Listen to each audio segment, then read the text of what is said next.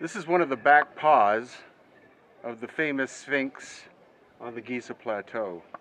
And the story of its age has been controversial for a long time, but we have geological evidence, as in geologists' professional opinions, about when the initial carving would have been done. So what you're looking at behind me, of course, is the erosion. This is limestone, probably an ancient seabed. And the erosion, you would think, would have been the result of wind, blowing sand over the course of, say, a few thousand years to do that.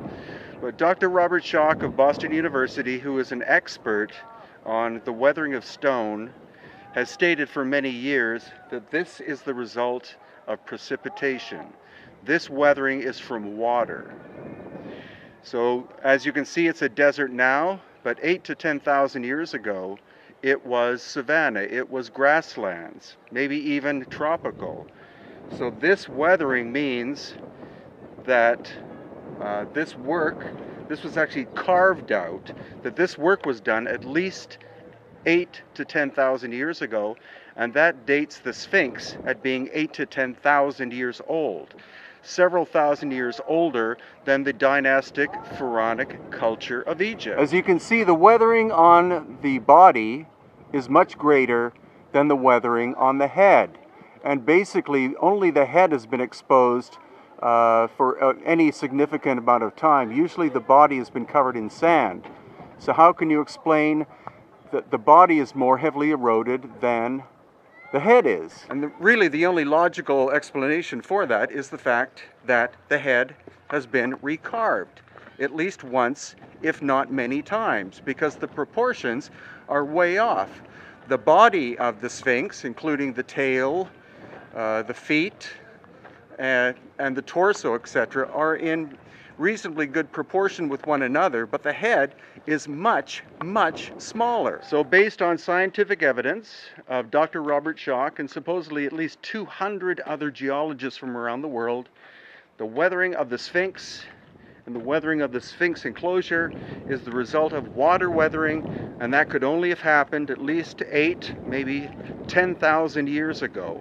And that dates the Sphinx at that age, because the Sphinx had to be cut out down into and open up to create this enclosure. It wasn't, as you can see, the Sphinx is not on the level normal ground, it's sunken down. And so these walls here, all of this was carved out in order to shape the Sphinx as we see it.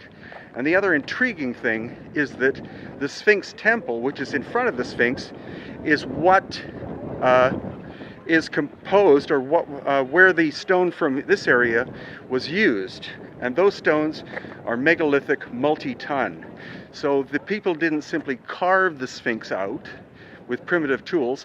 They cut multi-ton blocks out, moved it, or them, all to the front, and created, supposedly, the Sphinx temple from that. That is a major engineering achievement, not something that a Bronze Age culture, such as the dynastic Egyptians, probably were capable of.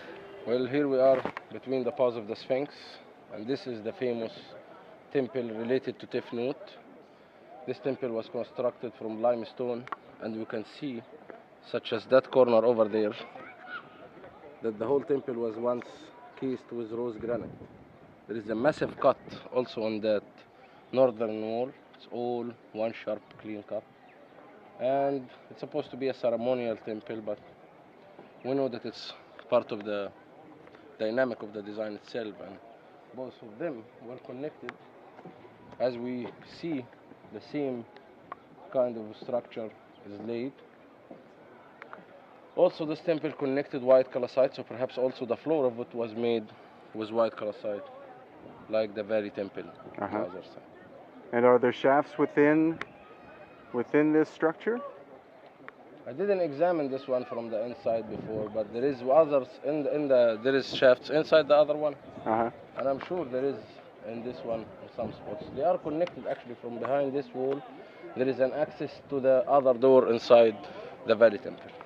But we realize that the Egyptians had brought megalithic pieces of limestone weighing more than 20 tons. This is the miracle, because in modern time we can't find such huge pieces. Yes, we have so many quarries of limestone, but to find big blocks like this and to manage to cut this megalithic piece nowadays, I think it is impossible. Maybe in granite, yes, we can do this, but in limestone, no, because limestone in the quarries, we can cut blocks like 5 tons maximum, okay, or 2 tons or 3 tons, but more than 20 tons, this is impossible, in my opinion. So, to encapsulate what has been said, as I walk past the tail of the Sphinx here, the body of the Sphinx was dug out of the bedrock. Only the head was exposed. Geologically, that's called a yardang. It was originally just a knob above the ground. But the carving of the Sphinx's body wasn't simply done by chipping away into the bedrock. Multi-ton blocks, and what Mohammed said, at least, or possibly as big as 20 tons, were removed, and the Sphinx temple was created from those blocks. And based on the weathering and erosion of the walls here, that was done by water, not by wind and sand. And the only time that could have happened where there would have been so much rain to erode the bedrock would have been at least 8,000 years ago. Now, as far back as the dynastic Egyptians go, the first dynastic Egyptian was believed to be a ruler about 3100, maybe 3200 BC. So we're talking roughly 5,000 years. So at a minimum, the Sphinx is 3,000 years older than the Egyptians. And therefore the question is, who made it? And who removed the multi-ton blocks to create the Sphinx temple? One answer is that they were called the Cometians.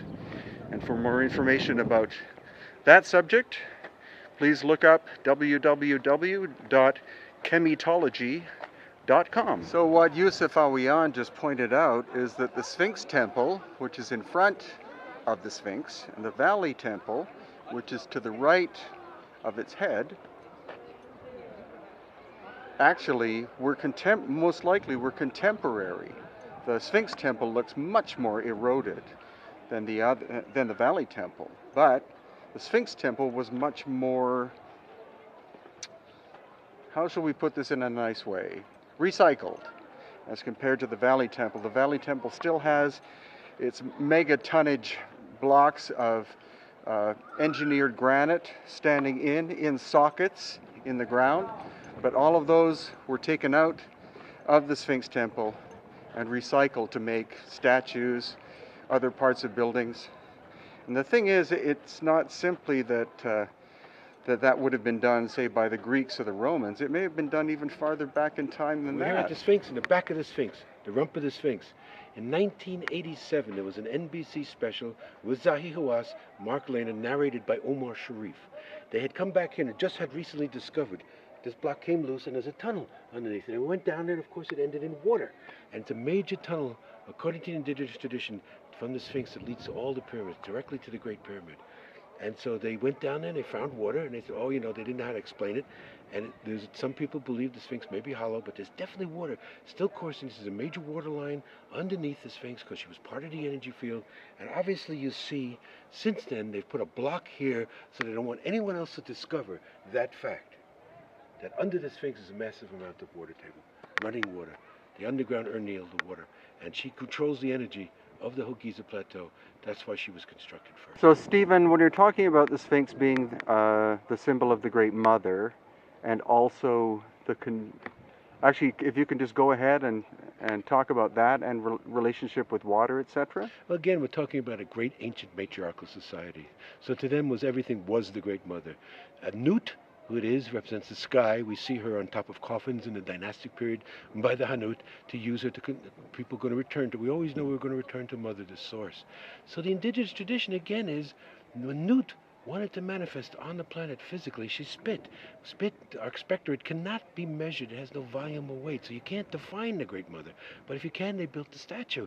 And so they directed on this, the major zone, the major vortex, the major power place of the Giza Plateau, because this limestone outcropping was here 56,000 years ago, Hakim tells us. And people came before she was the Sphinx just to bathe in the energy.